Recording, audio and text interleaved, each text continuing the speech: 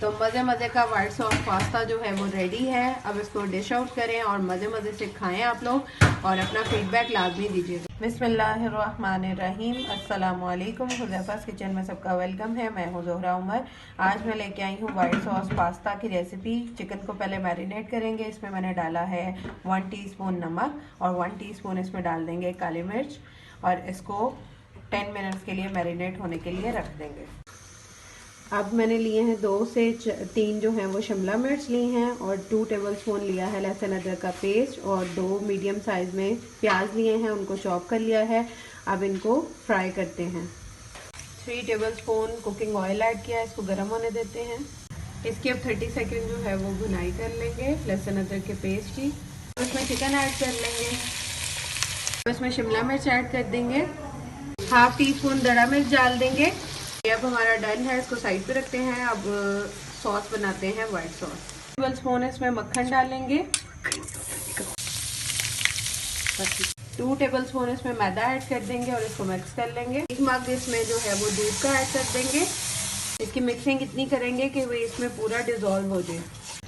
अब हम pasta boil करेंगे। उसके लिए मैंने लिया है पानी। आप अपने अकॉर्डिंग ले सकते हैं जितना आपने पास्ता करना हो। मैं पूरा पैकेट कर रही हूँ और इसमें 2 टेबलस्पून मैंने डाला है कुकिंग ऑयल। अब इसमें पास्ता ऐड करके इसको बॉईल कर लेंगे। इसको ऑलमोस्ट 10 मिनट्स लगेंगे। 10 मिनट्स के बाद मिलते हैं। अब इसमें बॉयल आना स्टार्ट हो गया तो इसमें पास्ता ऐड कर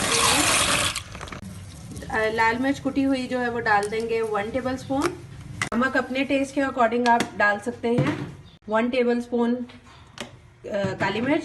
तो तब तक हम पकाएंगे जब तक ये ठीक नहीं हो जाता। अब इसमें मैं 1 कप के करीब मलाई ऐड कर रही हूँ। आप लोग इसकी जगह क्रीम भी यूज़ कर सकते हैं, आपकी अपनी चॉइस है। हमारी सॉस अब रेडी है। अब इसमें मिक्सचर जो हमने पहले रेडी किया था वो इसमें ऐड कर देंगे। अब इसमें ऐड कर देंगे मिक्सचर।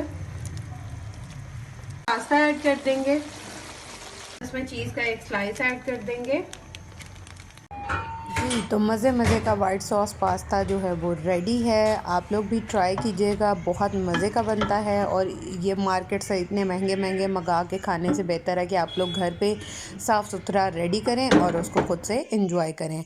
तो मेरी रेसिपी की जो है वो लाइक कर दीजिएगा, कमेंट कर दीजिएगा और शेयर कर दीजिएगा। फिर इंशाल्लाह मिलेंगे नेक्स्ट न्यू रेसिपी के साथ। टिल देन अल्लाह हाफिज़, फ़ी ईमानिल्लाह।